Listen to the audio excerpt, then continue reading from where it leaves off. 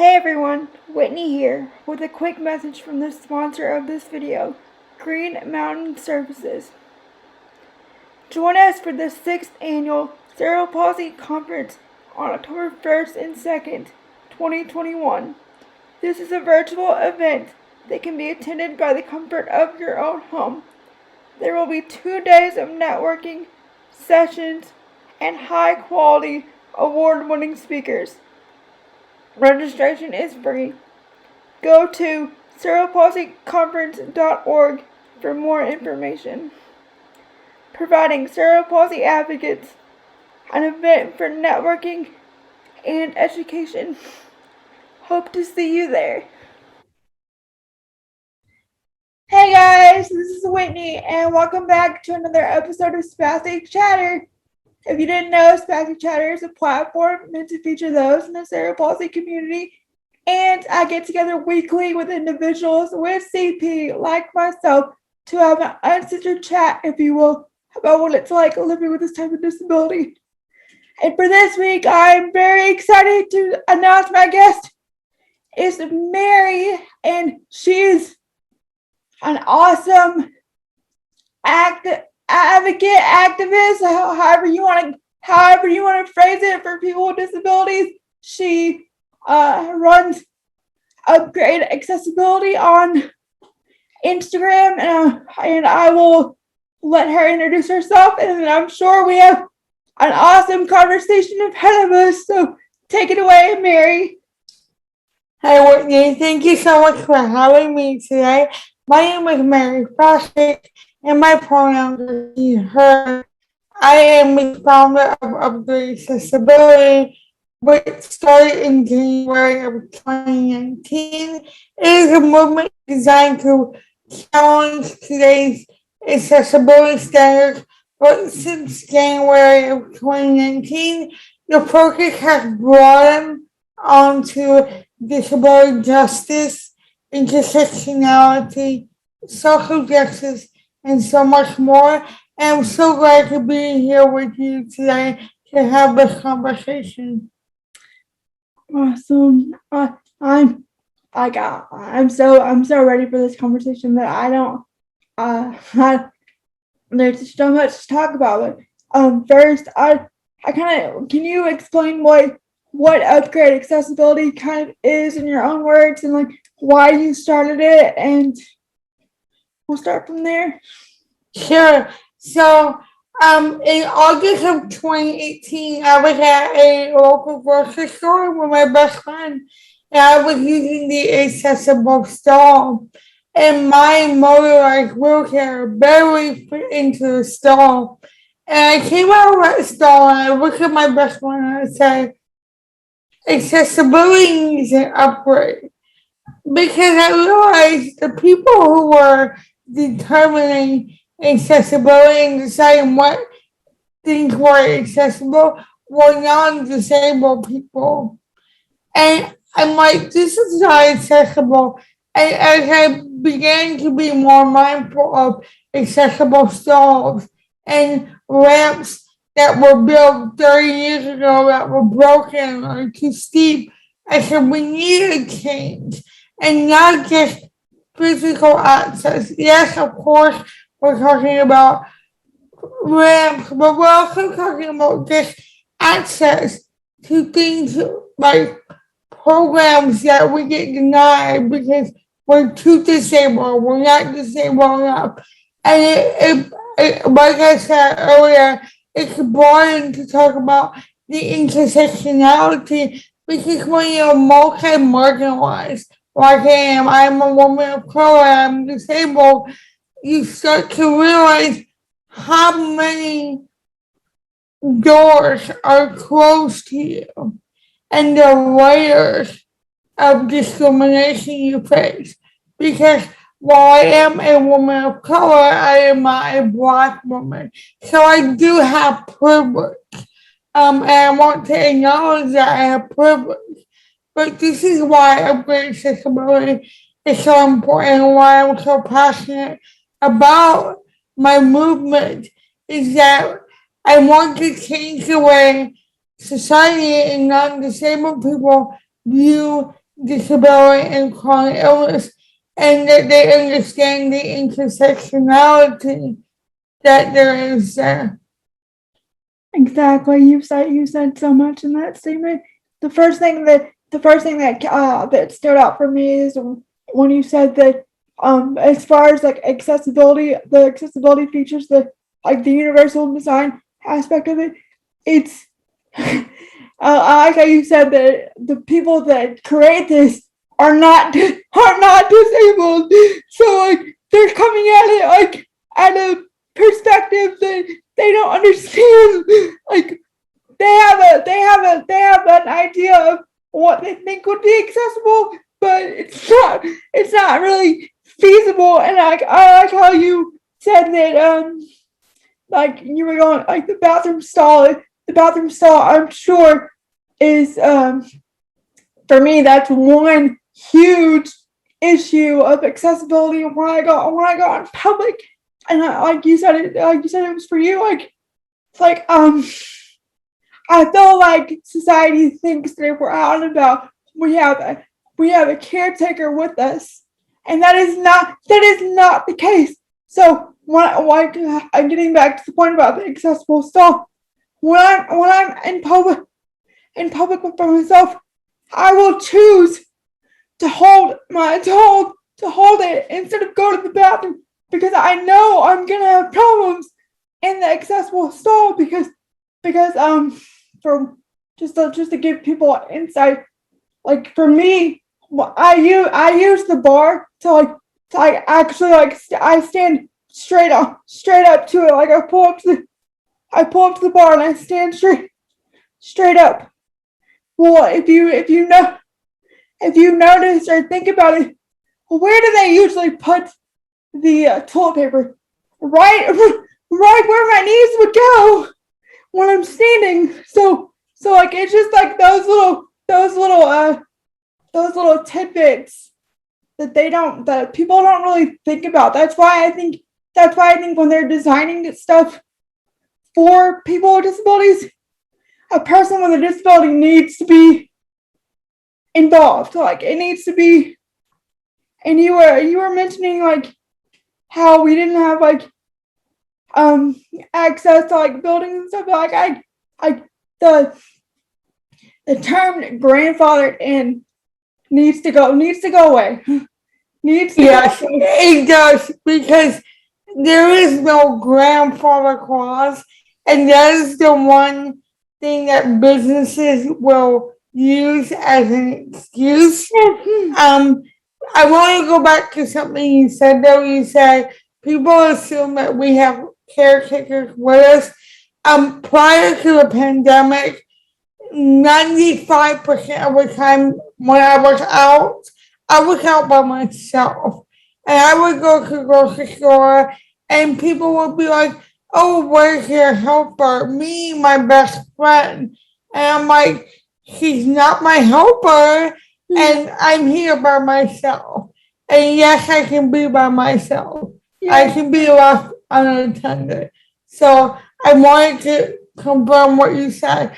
There's such a misconception when it comes to disability, and disability is why, like with cerebral palsy, every case with cerebral palsy is different. You and I can both have spastic hemiplegia, but it can present differently in both of us.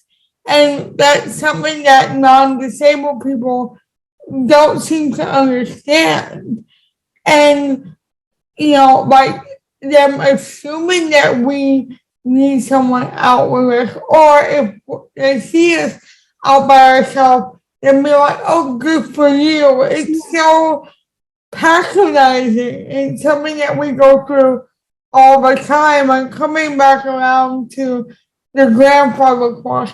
Prior to the pandemic, I was going to a building every week for an appointment, and the ramp was at the back door, and the ramp was so steep. I want to say it was probably almost near a 90-degree angle. but it was just so steep. And the owners of the building, which were a law firm, by the way, said that they were grandfathered in. And that's why they did not have to change the ramp. And you and I both know there is no such thing as a grandfather clause in the Americans with Disabilities Act. And there is such a misconception. And this is partially why I created a British Disability, because I said we need something more and better than the Americans with Disabilities Act. Totally. And I kind of want to move to like the last part of your statement earlier. And this is kind of like switching gears. I kind of do that. So you're gonna have to forgive me. I kind of go all over the place. And you mentioned this before we started talking. The intersectionality of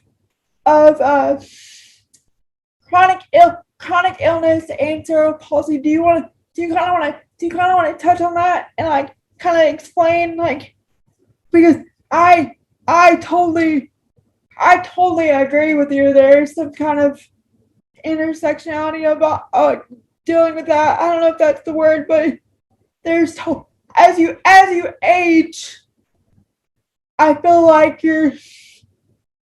I just feel like there's something there. So, when I was in my mid-30s, I'm 44 now. When I was in my mid-30s, I started to notice that I was not able to do my daily tasks without just needing a nap. And I don't mean in the afternoon, I'm talking about an hour after waking up. And I said to my doctor, I am needing a nap to be able to function for the rest of my day, an hour after getting up.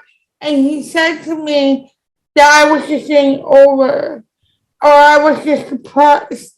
And this went on for years. My symptoms were being ignored. It wasn't until the age of 40 that I was diagnosed with the first of a list of chronic illnesses.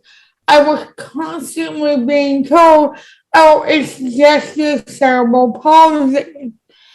And I want to point out that I have hypermobile Ehlers-Danlos syndrome, hypermobile EDS, and there's this false myth that you cannot have spasticity and be hypermobile.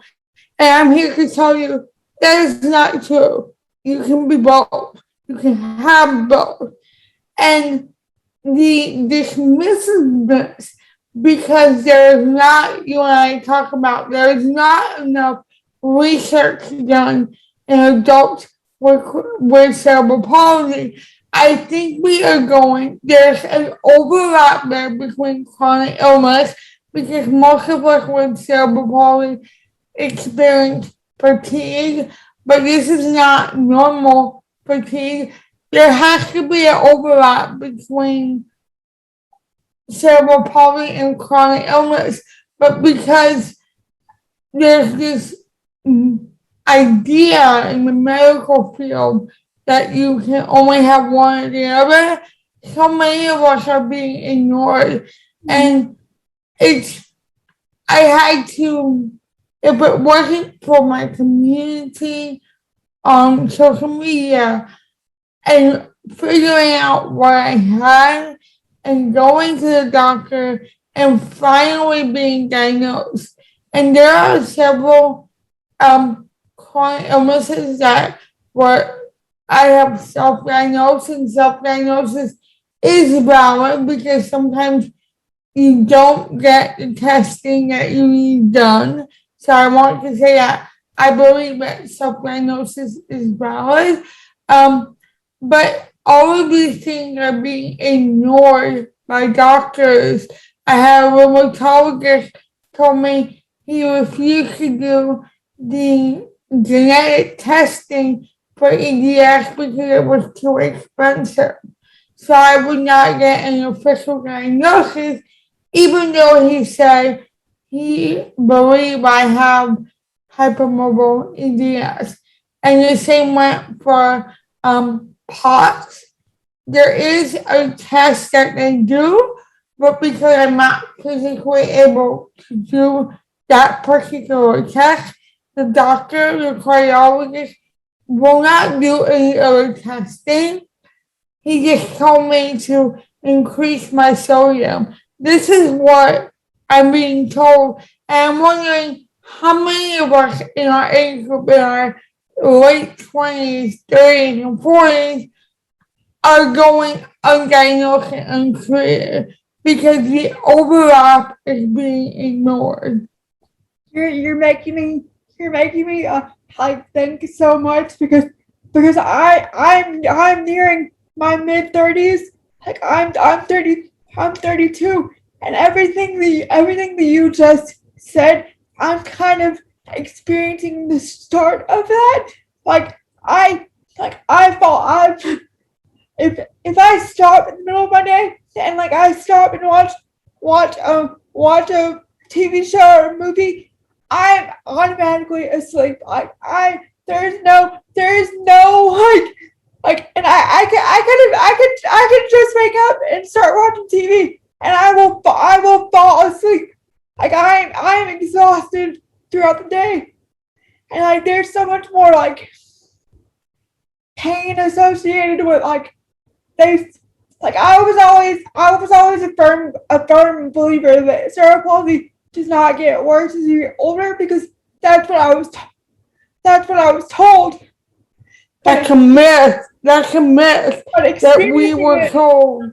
Yep, that's but a myth we were experiencing it, told. yeah, like the side effects are totally like I'm like I feel I'm a 32. I'm almost 32, but I feel like I'm like an 80 or 90-year-old body.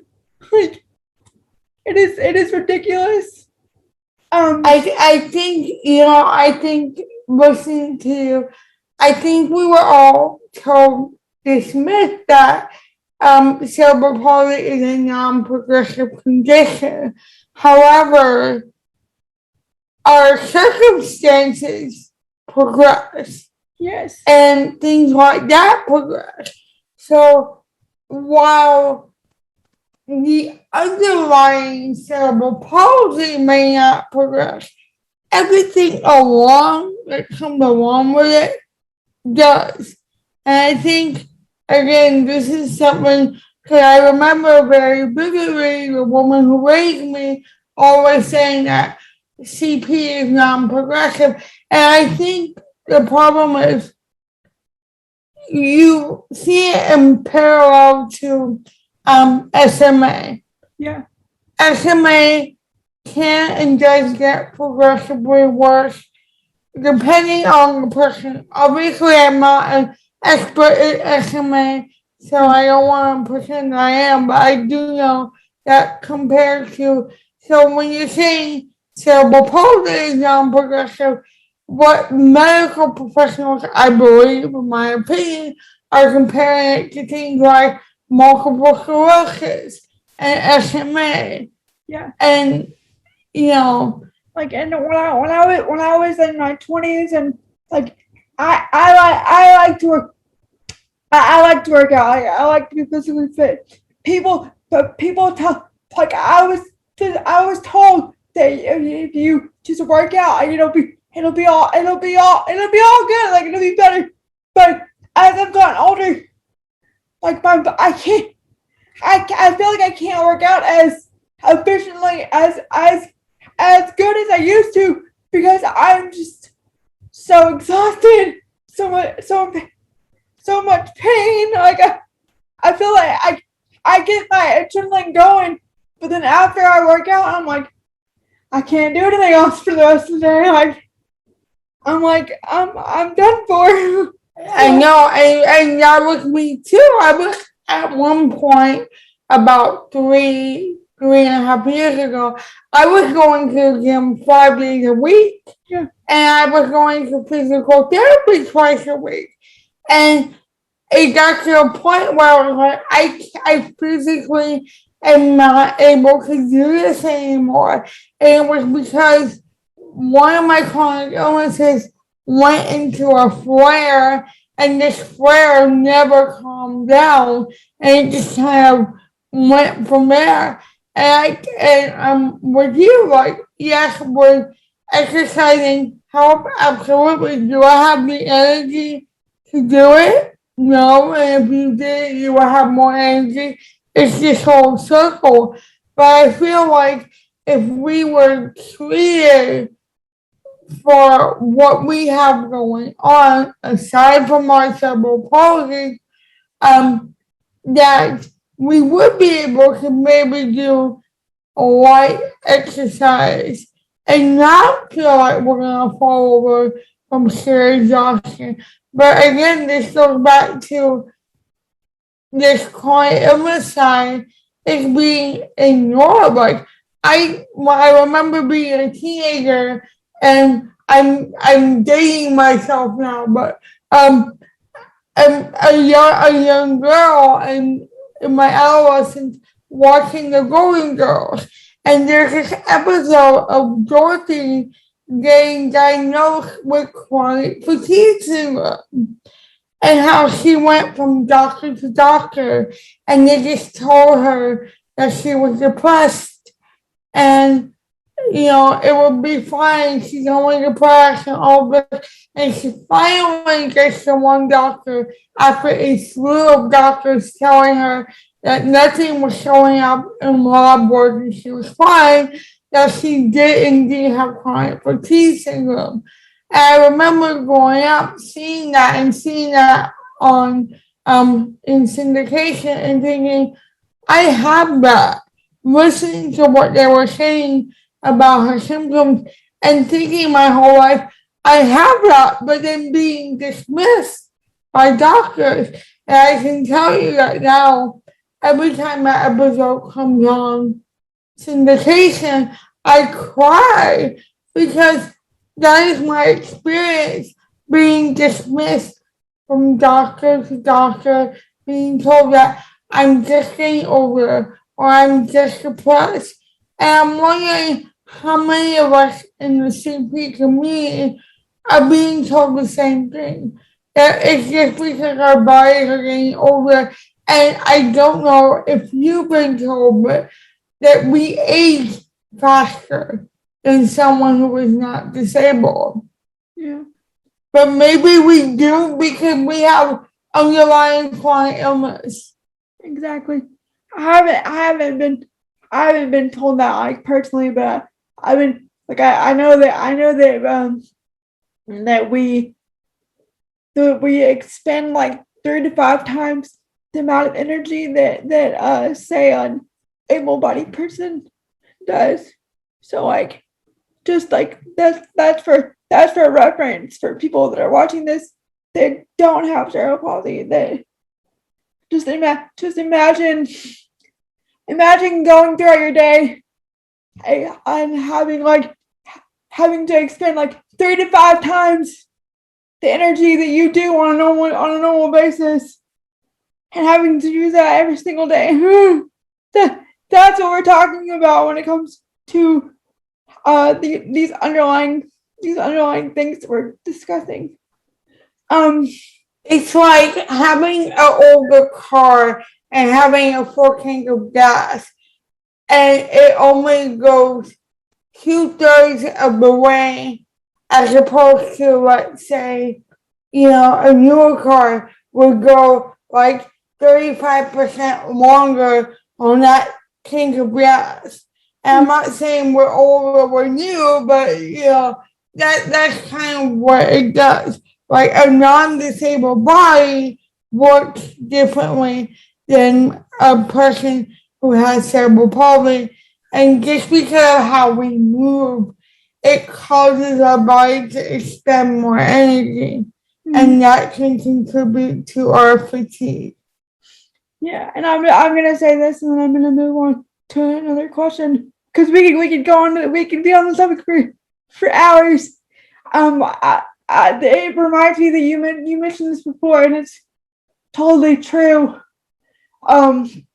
Like when you're a child, because CP they call it a child with disabilities, and there's all these resources for children, but I was never told any of the symptoms that I experienced as an adult. It was never mentioned in my childhood that my adult years would look like this. Like, which I guess it's kind of the unknown, but it would just be nice to have like that exposure out there for adults, because I don't know, they make it seem like the cuteness of children, and then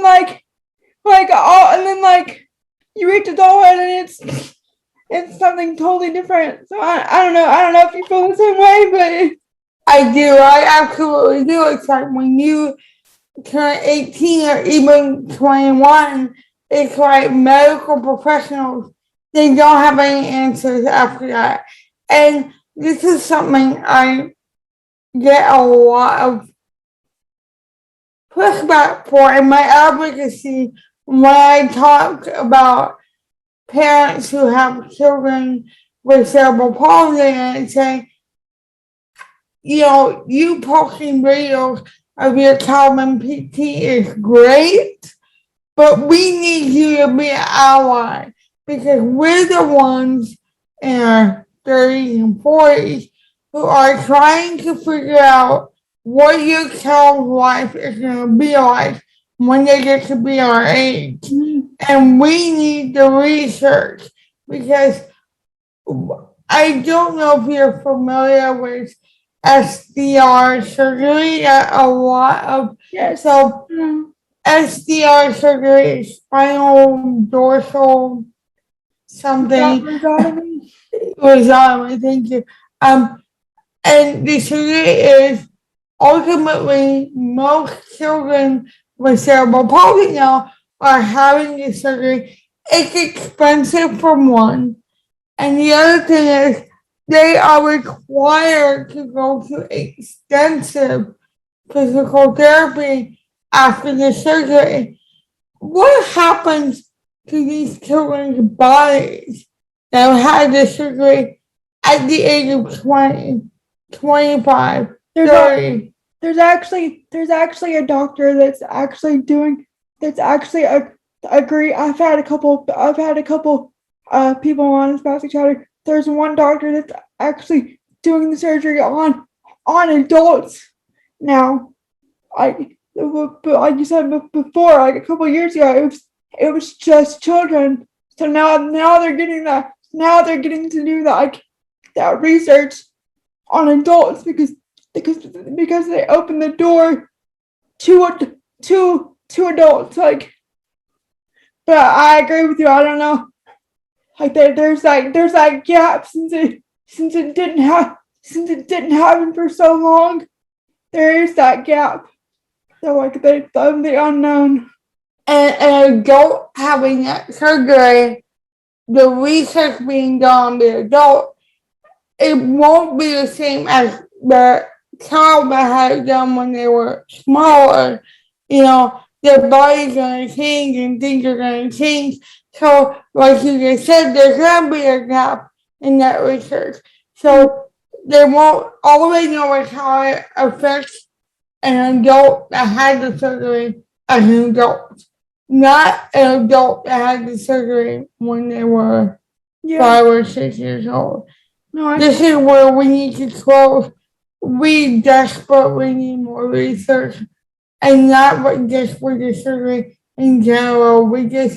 We're being forgotten, and we're being left behind, and we need to advocate for this before we get to a point where they don't care, because we're in our 70s and 80s, and who cares, because we're gonna die anyway. Well, I feel like people don't believe that we're gonna reach that age because of our disability. To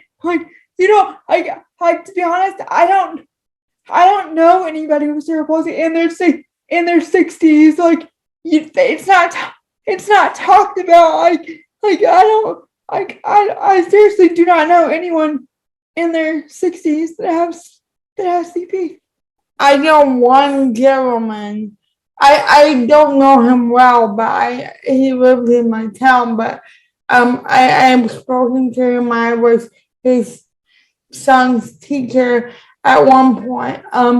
And he's about, I want to say 10 years older than me, so he's in his mid 50s, maybe late 50s. And he's very independent, he drives and whatnot. But you talk about the difference in the age, you're talking 10, 15 years difference. And I remember hearing stories about his generation being forced to walk, even though their bodies weren't designed to walk, because not everyone is, and that's okay. But like he was basically, it was no, we can't afford a wheelchair, or this world is not accessible, so you have to walk. And I see his body, and I see the stress he's putting on his body from walking. And it's, I wonder about his life expectancy. And for a long time growing up, like you said, they were saying we might make it to 70, maybe. But now they're saying, oh, we will live, a normal, quote unquote, normal life expectancy. But how do they know? Because, like you said, I am like the oldest person other than this gentleman I spoke about that I know with cerebral palsy. That is something aging with cerebral palsy is something that's like the unknown for me, and like it's raising all these questions that nobody can really answer. Like so, but kind of changing gears. Nearing the end of our interview, I kind of want to go back to your upgrade accessibility, if that's okay. I'm on it. I'm actually on it right now on Instagram. You have 14,000 followers. Did you ever expect your advocacy to reach that magnitude of people? No, no, absolutely not. When I started Upgrade Accessibility, the idea was to give a platform to those who were not being heard. And I wanted people to tell their stories specifically about accessibility. And like I said, things have changed over the past 2.5 years. And I remember just messaging people on Instagram and saying, hi, I've started this movement. Here's who I am. Here's what I'm doing. Would you mind answering these questions? And the amount of DMs that got ignored when I was doing this. So no, I never thought I would get here so quickly, because it did stall for a little while, and then it kind of expanded and grew very, very quickly. And it's funny that some of those same people who I DM'd 2.5 years ago, who never replied to me, are now talking to me and now want to have conversations with me. And so when someone says to me, hey, would you do a podcast for me? Would you do this interview for me?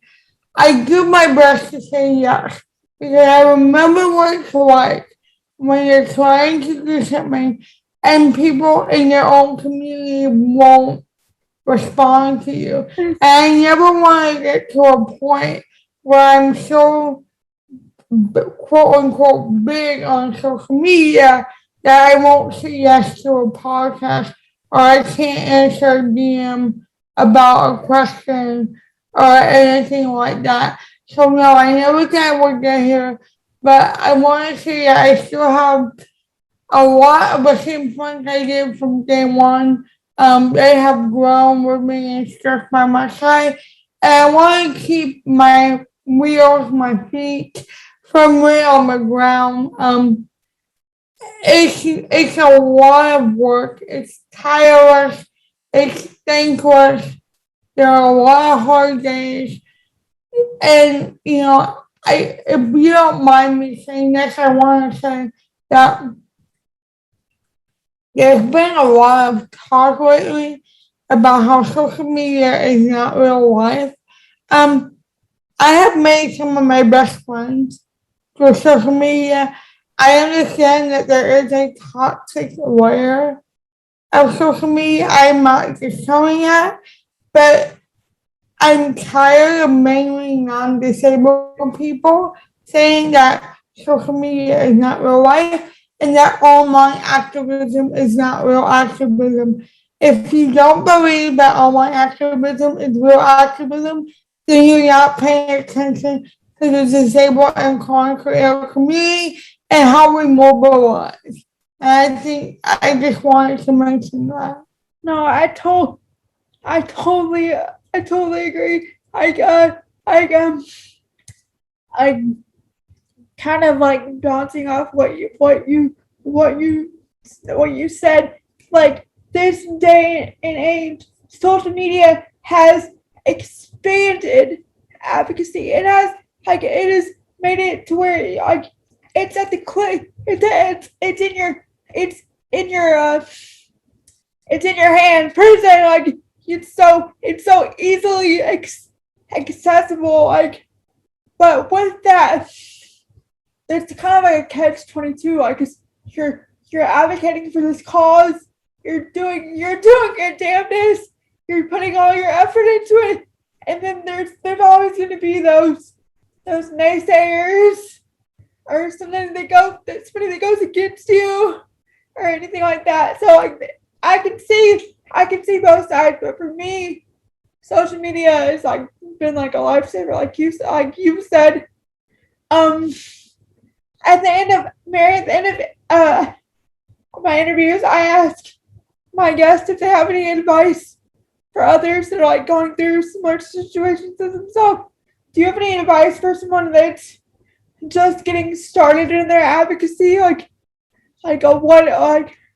What would you tell them? Like, is there steps that they should take or anything like that? Find what you're most passionate about. Because if you find what you're most passionate about, you're going to want to advocate for it and about it, and you're going to stick with it. You won't have to find your why because your passion is your why. Yep. So always find what you're passionate about, and that's what you advocate. I had someone message me the other week and they want to become an advocate. They have cerebral palsy and they were asking me for advice. And they're a young person. And I said, find the one thing about your disability that you really want to talk about. And talk about it. Yep. And that's all you can do. Just find your passion and follow that. Yeah, and don't be just adding on to that. Don't be afraid. Like you can always take that. You can always take that risk. Like because like what you were saying about like reaching out to people. Like I do the same thing. Like for Spastic Chatter, like I reach out to people and the worst they can tell me is no. Like or they just ignore me. Like but like for instance, I reached out to you and here you are on Spastic Chatter. Like that's how Spastic Chatter has grown to what it is today. And I'm sure same thing for you for upgrade accessibility. So again, where can people follow you on social media, Mary? Is it just upgrade accessibility, or do you have other platforms? On Facebook and Instagram, it's at Upgrade Accessibility. On Twitter, upgrade accessibility was too long. So it's at upgrade ACCESSI1. That's the number 1. Or you can just type in upgrade accessibility on Twitter, and that should be the first thing that will pop up. Awesome. And thank you for agreeing to be on an episode of Spastic Chatter. I really enjoyed talking with you. And if for those of you watching, if you want to be on an episode of Spastic Chatter, there's a form in the description if you want to fill it out, or you can comment wherever you see this video. I'm always looking for guests, so don't be afraid to reach out, and check back next week for another episode of Spastic Chatter. Thanks. Bye. Thank you.